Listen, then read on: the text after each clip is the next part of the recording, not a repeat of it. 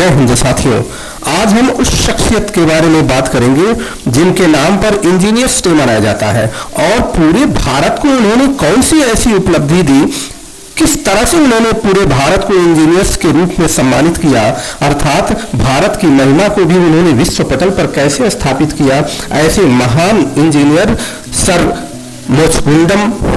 विश्वेश्वरैया जी के जन्मदिन पर हम आप सभी लोगों को बहुत बहुत बधाई देते हैं। साथ साथ उनके जीवन के कुछ विलक्षण कार्यों को बताना जरूरी है और इसमें बहुत सारे जनरल नॉलेज भी मिलेंगे जो हमारे युवा साथी उनको पढ़ करके अपने जीवन को सुंदर बना सकते हैं। उन बुजुर्गों के लिए भी इतना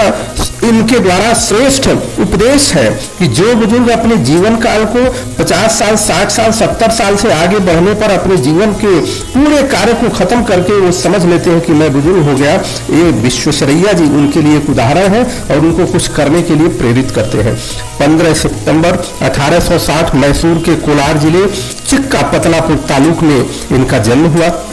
पिताजी संस्कृत के विद्वान थे और आर्थिक स्थिति इतनी खराब होने के कारण ये सभी लोग पढ़ाई लिखाई इत्यादि के कार्यों में जो धन खर्च होते थे उसका व्यवस्था नहीं कर पाते थे, जिसके कारण जैसे जैसे ये बड़े हुए तो ये ट्यूशन पढ़ाना प्रारंभ किए और अपनी प्रारंभिक शिक्षा अपने जन्म स्थान पर ही ग्रहण किया और उसके बाद 1880 में BA प्रथम श्रेणी से इन्होंने उत्तीर्ण किया और ट्यूशन पढ़ा करके अपने परिवार और अपना जीवन यापन करने लगे। सरकार की मदद से पूना के साइंस कॉलेज से इनको LC व FC वर्तमान में जिसको BE की परीक्षा के लिए कहते हैं उत्तीर्ण किया और फर्स्ट क्लास उत्तीर्ण होने के कारण इन्होंने सरकार ने इनको बहुत सारी सुविधाओं से नवाजा और नासिक में इनको सहायक अभियंता के पद पर इनको सम्मानित किया गया। 1912 में मैसूर के राजा ने इनकी गुणवत्ता को इनकी बुद्धिमत्ता को देखते हुए अपना दीवान बना दिया। उस समय का दीवान का अर्थ मुख्यमंत्री के रूप में आप जान सकते हैं।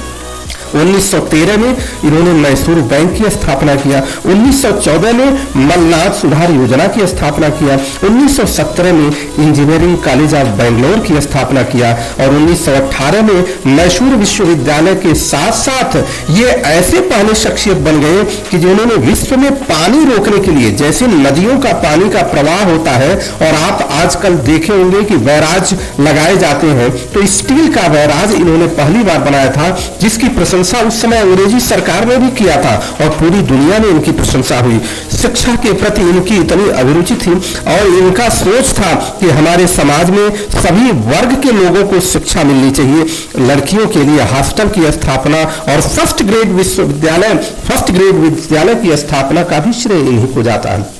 1955 में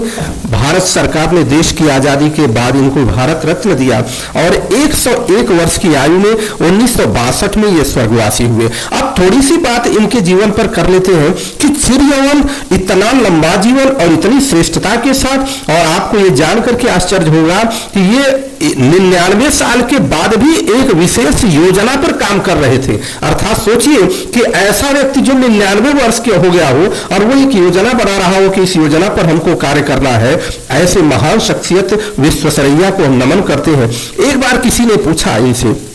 कि आपकी चिरयौवन का राज क्या है, तो इन्होंने कहा कि जब बुढ़ापा हमारे घर पर आकर के दरवाजा खटखटाती है तो हम कहते हैं कि इस समय विश्वेश्वरैया घर में नहीं मौजूद है, अर्थात विश्वेश्वरैया से बुढ़ापे की कभी मुलाकात नहीं होती, जिसके कारण हम ऐसे ही बने हुए। इतना विनोद करने वाले इस महान शख्सियत के बारे में बात करें। आज वर्तमान समय में क्या है, वर्तमान समय में लोग जब 60 साल 70 साल के हो जाते हैं तो अपने जीवन का पूरा लक्ष्य मान लेते हैं कि अब समाप्त हो गया, परंतु विश्वेश्वरैया ने यह साबित किया कि आप किसी भी उम्र में अपने लक्ष्य को निर्धारित करते अपनी उपलब्धि को प्राप्त कर सकते हैं। ऐसे महान शख्सियत को सशक्त नमन करते हुए इंजीनियर्स डे पर ऐसे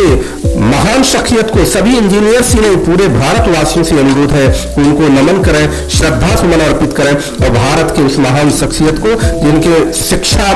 दीक्षा और साथ साथ चिकित्सा गरीबी इत्यादि पर चिंतन करने के कारण सरकारों ने सोचने को मजबूर हुआ। ये वही शख्सियत है जिन्होंने आपको एक पहले भी हमने वीडियो बनाया था शिक्षक दिवस के ऊपर। शिक्षक दिवस के राधा कृष्णन जी को जब मैसूर विश्वविद्यालय में उनको दाखिला नहीं मिल रहा था पढ़ाने के लिए, अर्थात वो चाहते थे कि मैं मैसूर विश्वविद्यालय में पढ़ाऊं, परंतु वहां की एक नियमावली थी कि कोई विदेशी शिक्षा ग्रहण जरूर होना चाहिए तभी आप पढ़ा सकते हैं। तो ये विश्वेश्वरैया ही थे जिनके हस्तक्षेप के बाद राधा कृष्णन जी को मैसूर विश्वविद्यालय में पढ़ाने के लिए प्रवेश मिला और वो एसोसिएट प्रोफेसर के रूप में नियुक्त हुए। ऐसे महान शख्सियत को सत सत नमन।